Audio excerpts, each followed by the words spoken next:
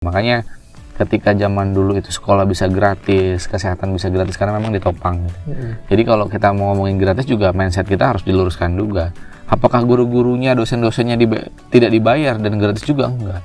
Justru zaman dahulu dokter, dosen, guru itu profesi yang gajinya paling tinggi gitu. Karena memang mulia ya, kerjaannya tuh mulia sekali gitu ya.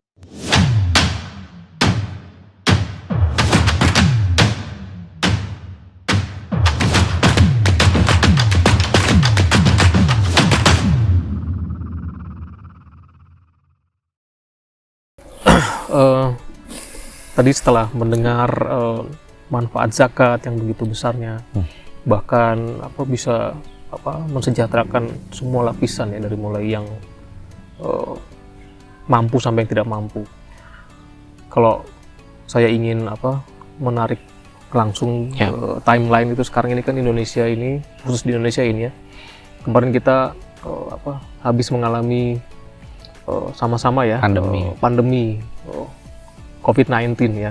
Beberapa rekan kita bahkan ada yang harus meregang nyawa. Nah, tapi efek lainnya dari situ adalah banyak juga UMKM nih ya, sektor-sektor kecil gitu yang berguguran karena harus merasakan kebijakan yang beda dari yang lain dari pandemi itu, dan mereka berguguran. Nah, ini bagaimana kalau dari sisi wakaf itu bagaimana cara atau mungkin bagian berkontribusi terhadap mereka yang menjadi korban seperti ini, Bang Duli? Jadi di Wakaf Peradaban sendiri kan kita punya setidaknya ada 4 fokus kita, Bang Anggiola. Yang pertama adalah pendidikan, kesehatan, ekonomi, dan kemanusiaan. Setidaknya ada 4. Nah, di bidang ekonomi salah satunya memang yang kita pikirkan itu teman-teman dari UMKM nih. UMKM kita, langkah konkret yang kita lakukan di era pandemi adalah memberikan bantuan modal usaha untuk teman-teman UMKM, dan itu tidak berbiaya. Artinya kalau kita berikan support mereka 1 juta, kembalikan pun 1 juta gitu. Tanpa ada tambahan imbalan apapun ya, karena niat kita memang pengen membantu mereka. Mereka hanya mengembalikan pokoknya saja. Alhamdulillah sudah tersalurkan beberapa pedagang kecil yang Masya Allah bahagia sekali rasanya bisa membantu mereka di berbagai daerah. Dan nanti kita akan bikin videonya khusus ya, kita akan liput mereka, karena tidak semata-mata kita memberikan bantuan modal usaha, tapi juga kita memberikan pendampingan untuk mereka. Jadi mereka merasa ditemani. Itu yang langkah konkret dari sisi ekonomi yang kita berikan bantuan dari alokasi wakaf. Pemirsa, ternyata luar biasa sekali, Masya Allah, saya merinding nih. Ya, Masya Allah ya, saya tadi dari awal podcast ini mendengarkan insight, pengetahuan tentang wakaf dari Bang Doli itu, saya merinding. Karena itu multiplier efeknya sangat tinggi sekali gitu ya, dari mulai wakaf yang di zaman dulu itu bisa menyentuh sampai ke dokter orang kaya, dan sampai ke orang miskin pun dia bisa mendapatkan manfaat zakat gitu, manfaat wakaf gitu. Nah, sekarang kondisinya malah orang kecil pun harus dibebani oleh biaya walaupun hanya ingin ke toilet gitu. Maka dengan wakaf dikelola dengan optimal itu pasti akan banyak manfaat yang itu ya, yang bisa memutar roda perekonomian. Iya, jadi saya concernnya kepada ini Bang, tadi kan sampai ke pembebanan biaya kepada hal-hal yang terkecil gitu. Tapi yang saya concern itu adalah masyarakat itu saat ini terjebak dengan keinginan untuk mempunyai ya, tapi dengan cara merelakan adanya bunga dalam ininya, dalam financial livingnya itu, ada riba. Nah, wakaf itu bisa nggak sih jadi alternatif atau penghalau riba di dalam finansial keluarga atau masyarakat itu? Ya pastinya lah, ini yang menarik sebenarnya teman-teman ya. Jadi kalau saya pernah dengar guru saya Ustadz Budi Asahari, jadi kalau kita bicara musuh ekonomi Islam yang terbesar saat ini memang riba. Riba itu sangat kokoh dan tersistem ya, tersistematis, sangat kuat gitu ya. Tapi apakah syariat Islam tidak bisa melawannya? Bisa. Cuman kapasitas kita yang belum kuat. Kita yang belum kuat secara jamaah, secara keilmuan dan sebagainya. Jadi kalau kita tarik ya, kita kembali ke Quran ya. Dalam surat Al-Baqarah ayat 275, di situ disebutkan Allah menghalalkan jual beli dan mengharamkan riba. Itu satu poin ya.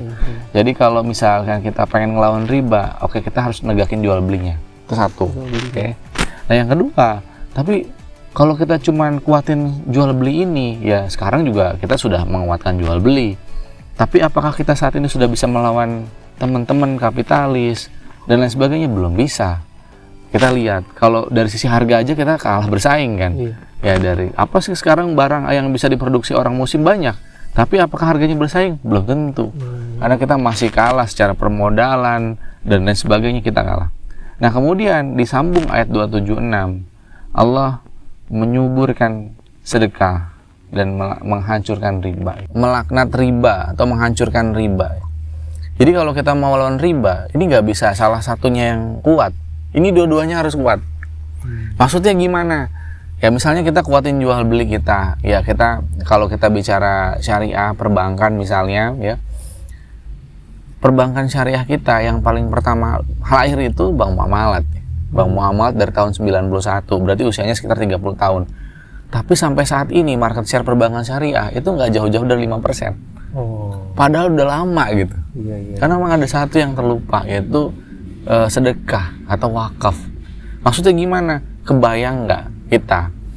Kalau sekarang tadi saya cerita, kita kalah dari sisi permodalan. Kemarin saya cerita sama teman-teman saya dari bisnis ekspedisi ataupun dari bisnis apapun gitu ya. Mereka ya kekurangan modal memang, mau bisnis apapun ya. Tapi kalau kita kaitkan sedekah atau wakaf, kebayang nggak? Mulai usaha, tapi modalnya 0. Maksudnya gimana? Cost of fund-nya 0. Jadi usaha ini dimodali dari wakaf. Gitu. Bahkan dari 0 pun bisa. Ya 0. Jadi maksudnya gimana? Ya kalau kita berbisnis, saya sama Kang Anggiola berbisnis, Kang Anggiola investor, saya pengelolanya. Kang Anggiola minta bagian dong harusnya, ya kan? Dan saya punya kewajiban untuk membagi. Ya kalau sebagai investor, misalnya bagi dong berapa gitu kan, bagi hasil kan, kita bagi. Tapi kalau dananya ini yang saya kelola dana wakaf, ini dananya siapa? Dananya umat. Ini tidak berbiaya. Jadi kalau saya tekan harga sekompetitif mungkin, ini bisa gitu. Luar biasa ini bisa gitu. Jadi dari harga ini kita bisa bersaing, tinggal kita ningkatin kualitas produk gitu. Jadi kalau kita mau ngelawan teman-teman kita dari kapitalis ya, kita misalnya dia punya ruko nih, udah bagus. Kita bikin ruko lagi. Ya kita kalah. Orang mereka dari sisi harga dia menang, dari sisi sistem dia udah menang. Makanya Rasulullah pada saat ingin menyingkirkan pasar Yahudi, itu bangun pasar wakaf. Maksudnya gimana? Ya teman-teman pasar yang sebelah sana harus sewa kios, sewa tempat. Nah pasar wakaf, mereka nggak harus sewa kios. Pakai konsep bagi hasil pun boleh. Akhirnya pedagang-pedagang berpindah ke sini, dan dari situ tutup pasar itu. Nah jadi kalau kita mau lawan sistem ekonomi saat ini dengan sistem ekonomi yang biasa-biasa saja, ya kita nggak akan menang. Nah, kayak kemarin teman-teman saya ngobrol sama teman saya di bisnis ekspedisi, kekurangannya apa? Iya, kita kurang armada. Kalau saya support ya, armadanya pakai armada wakaf. Kira-kira gimana? Kayak saya kalau saya support gudangnya, gudang warehouse-nya pakai gudang wakaf. Berbiaya enggak?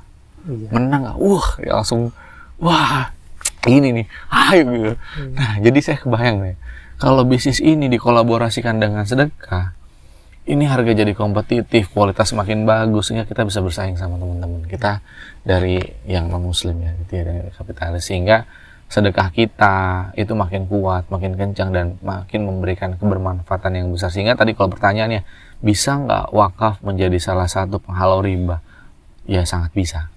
Sangat bisa, cuman itu kuncinya. Misalnya gimana teman-teman? Contoh ya, sekarang pegadaian konvensional banyak di berbagai daerah, di pinggir jalan ada yang warnanya merah, hitam dan lain sebagainya. Bunganya tinggi-tinggi. Bunganya tinggi. Ada yang 10% per bulan, ada yang 20% per bulan, beragam lah ya. Tapi tinggi. Nah, tapi rame.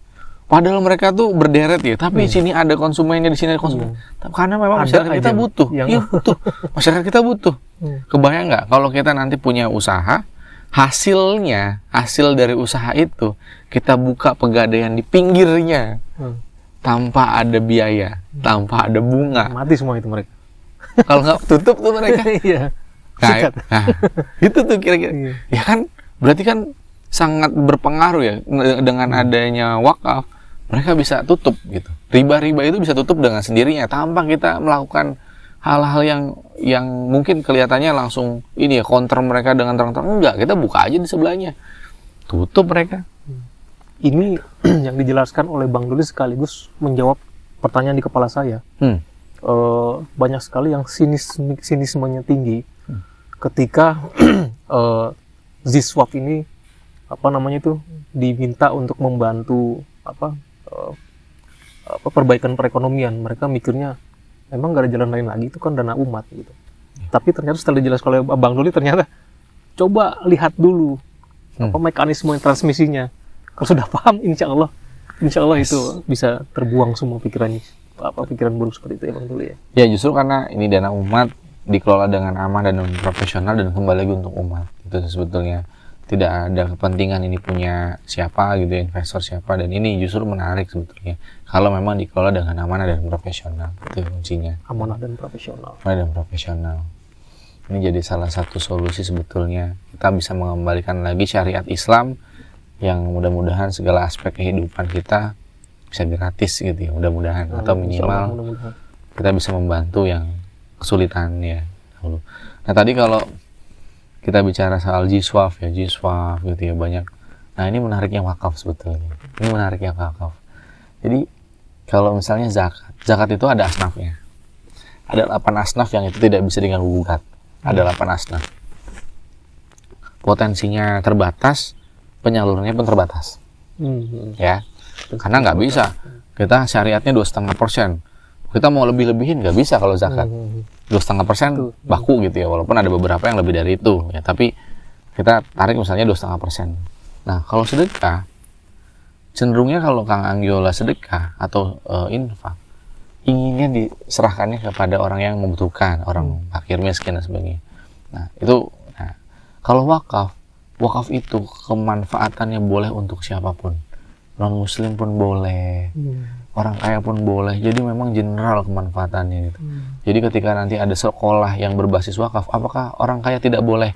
Gratis boleh. Apakah misalnya ketika kita bangun jembatan dari dana wakaf, orang non muslim tidak boleh menggunakan? Boleh, siapapun boleh. Nah ini kemaslahatannya untuk semua tuh. Makanya harusnya ya semua elemen ya masyarakat itu memang harus mendukung dan harus paham dulu. Harus paham dan menyadari wakaf itu bukan hanya 3M itu. Wakaf itu bukan hanya 3M. Wakaf itu adalah investasi terbaik. Karena kebermanfaatannya bukan hanya untuk anak cucu kita, tapi untuk generasi setelahnya berpuluh-puluh tahun kemudian pun masih ada, insya Allah. Jadi dari paparan Bang Doli tadi ya, ketika saya nih jadi orang kaya ya, menyekolahkan anak saya di tempat yang berbasiskan wakaf tadi, saya orang kaya, saya mampu, saya bayar. Tapi karena gratis, akhirnya uang saya untuk sekolah itu saya masukin ke dalam wakaf lagi. Yes, gitu. Jadi saya karena itu bro, itu saya jadi orang yang jadi wakif juga gitu. Jadi memacu orang untuk wakaf. Itu menarik waktu ya ada salah satu videonya Ustaz Asy'ari kan kitab Kutab Al-Fatih, salah satu sekolahnya Ustadz Budiasari itu kan memang menggratiskan di beberapa sekolah ya, bertahap, ke semua tapi bertahap. Nah kemudian manajemen tanya, ini gimana kalau digratisin semua duitnya dari mana, kan menarik ya. Kalau digratisin semua duitnya dari mana? Tenang aja, nanti dari Allah. Ini Ustadz Budiasari bilang gini, tapi manajemennya kayak yakin gitu. Tapi pada satu saat tiba-tiba ada yang berwakaf besar sekali gitu ya, dan merinding. Wah bener kata Ustadz, ini nih yang kemarin Ustadz bilang, nanti lihat aja, nanti ada yang ngasih bahkan. Nah pada saat ditanya, ini siapa yang ngasih? Orang tua murid? Bukan. Orang tua yang akan nanti menyekolahkan anaknya di sini beberapa tahun kemudian, tapi dia mau. Nah itu sebenarnya justru malah mengundang, memicu orang berpikir panjang. Yes. Masya Allah. Ya luar biasa ya. Itu membuat orang berpikir semakin ke depan. Nah itu kan berarti ada nilai magnificent ya, nilai kebesaran wakaf gitu. Nah selama Bang Doli mengelola wakaf di Wakaf Peradaban itu, nah ini Sobat Afan pengen tahu nih, itu apa itu manfaat terbesar dari apa sih yang mereka yang mewakafkan itu, abang bisa melihat nggak manfaat terbesar buat mereka itu apa? Ya, manfaat yang paling besar ya, kalau kita pernah beberapa kali ngobrol sharing sama orang-orang yang berwakaf di wakaf peradaban ya, muwakif kita, bahwa ada rasa kebahagiaan yang tidak bisa diungkapkan dengan kata-kata, kebahagiaan yang terbesar karena sejatinya apapun yang kita miliki saat ini adalah milik Allah, ya, titipan Allah. Dan kemudian dengan berwakaf kita kembalikan lagi ke Allah, itu ada rasa kelegaan dalam diri para wakif yang dengan cara yang baik, dengan cara yang indah ini mengembalikan lagi hartanya ke Allah gitu. Nah, dan kemudian hartanya dimanfaatkan untuk hal-hal yang bermanfaat. Ini kan plong sebenarnya. Itu dari sisi kelegaan hati sebetulnya. Dan tanpa disadari rezekinya ya, karena kan kalau hitung-hitungan manusia nih harta kita keluarkan harusnya kan berkurang. Lah itu matematika manusia. Tapi matematika Allah ini luar biasa. Tapi kok setelah diwakafkan hartanya malah makin bertambah gitu ya. Rezekinya malah makin nambah dari hal yang tidak terduga gitu. Datang dari tidak sangat besar sekali ya apa namanya dampak kepada mereka, membuat mereka plong, lega bahwa ini harta Allah dan mereka kembali lagi ke jalan Allah gitu. Ya. Itu apa namanya? Selain itu Bang Duli melihat apa lagi dari mereka ya? Ya tentunya memang harus dibutuhkan keimanan ya dalam mengamalkan wakaf ya. Karena memang teman-teman yang berwakaf tidak secara langsung kontan dibalas oleh Allah gitu ya, tidak secara. Tapi memang ada juga yang dirasakan langsung, makanya butuh keimanan, kepercayaan itu. Tapi memang beberapa wakif yang memang saya ajak ngobrol itu merasakan bahwa ya anak-anaknya sehat, kemudian keluarganya rukun dan harmonis, karena memang janji Allah begitu ya. Ketika kita menyedekahkan harta kita di jalan Allah, maka Allah yang akan jagain kita dan keluarga, rezeki dan sebagainya. Insya Allah udah dijamin itu gitu. Makanya bentuknya macam-macam lah, kebahagiaan, nggak hanya harta. Betul. Nah, apalagi bagi mauquf alaih yang menerima manfaat, wah tentu pasti lebih bahagia lagi lah. Iya. Pasti. Nah, kadang-kadang ketika mauquf alaih itu diberikan bukan hanya sekedar pemberiannya, bukan berapa besar pemberiannya gitu, tapi memang akhirnya mereka termotivasi ya ketika tadi misalnya diberikan ketika tidak ada orang yang percaya dengan dia gitu ya, diberikan kebermanfaatan, diberikan dana dari wakaf dan sebagainya, itu moralnya angkat lagi, oh ternyata masih ada yang bantu, terus anak-anaknya akhirnya bisa sekolah. Itu tentu kebahagiaan terbesar ya, ada saudara yang saling membantu dalam kesulitan ya. Ini tidak bisa diungkapkan dengan kata-kata ketika kita melihat orang lain bisa bahagia ya, bisa membahagiakan keluarganya. Nah, itu pasti tentu yang menerima apalagi yang memberikan itu dua-duanya merasakan kebermanfaatan yang sangat amat sangat besar lah. Pemirsa, sangat besar manfaat berwakaf gitu. Mari kita mulai berwakaf lah sekecil mungkin apapun yang bisa kita wakafkan gitu. Jadi wakaf itu kan banyak sekali bentuknya. Orang taunya wakaf itu saya nggak punya harta, nggak punya uang, mau wakafin apa gitu. Nah, itu anggapan seperti itu bagaimana itu, Bang Duli? Ya memang zaman dulu itu kan identiknya kalau wakaf itu tanah, dia harus punya tanah baru bisa berwakaf, dia harus punya rumah baru bisa berwakaf. Ya memang sejatinya tadi wakaf itu kan benda-benda yang tidak habis pakai gitu ya. Tapi pada saat sekarang itu kan ulama sudah mengeluarkan fatwa bahwa di Indonesia boleh berwakaf uang gitu, berwakaf uang. Nah tapi tentunya harus dikelola oleh orang-orang yang profesional sehingga pokoknya tidak habis gitu. Ya kalau uangnya dibelikan sesuatu dan habis ya itu tidak boleh tentunya. Nah dikelola dalam bentuk bisnis atau dibelikan aset dan lain sebagainya. Jadi sebetulnya ya memang dalam surat Ali Imran ayat 92 itu kamu tidak akan mencapai kebajikan yang sempurna sebelum menafkahkan harta yang kamu cintai. Esensinya sebetulnya wakaf itu harta yang kita cintai. Ya baru itu kita bisa mencapai kebajikan yang sempurna. Tapi kan ada fasenya, ada tahapan prosesnya. Kalau yang kecil aja tidak apa ya, tidak rela, tidak ikhlas kita berikan gitu. Bagaimana kita bisa memberikan yang besar? Jadi mulailah latih dari sekarang ya. Ya apapun yang kita bisa berikan, sekecil apapun, kalau memang itu didasari dengan keikhlasan dan insya Allah nanti teman-teman akan bisa memberikan yang lebih dari itu, lebih lagi, dan bahkan semuanya nanti kita akan memberikan kepada Allah. Gitu. Nih, saya dapat insight nih, ikhlas ya. Ikhlas. Dengan orang berwakaf, sering berwakaf itu, maka dia akan muncul keikhlasan dalam hati orang-orang yang ikhlas itu. Melepaskan kemelekatan. Ikhlas itu luar biasa. Bang Duli, dari pembicaraan kita di awal tadi ya tentang zakat, tentang wakaf, tentang dia progresnya ya, transmisi dia dalam kemanfaatan umat, sampai pengelolaannya, dan sampai sekarang Bang Duli itu sudah berhadapan dengan para wakif itu. Kira-kira dari peradaban itu apa ya? Ada nggak image atau mungkin komitmen terbaik untuk para wakif itu apa itu? Ya, yang pasti karena kita ada di di lembaga sosial gitu ya, wakaf itu salah satu lembaga sosial planner juga ya. Kita menghimpun amanah para wakif, amanah umat.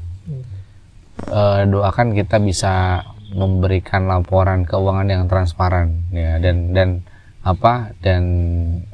valid gitu ya, dan cepat gitu ya, komitmen itu sebetulnya. Dan harapan terbesar juga kita bisa terus menjaga komunikasi dengan para wakif, para donatur kita, dan ya inilah wakaf.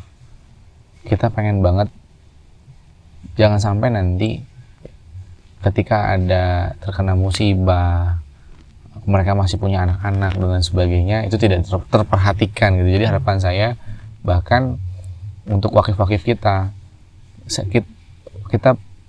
mohon didoakan ya, kita berkomitmen ingin menanggung semua pendidikannya, kesehatannya, sampai anak-anak wakif ini menjadi orang yang bisa bermanfaat lagi untuk masyarakat. Itu sebenarnya harapan kami. Ini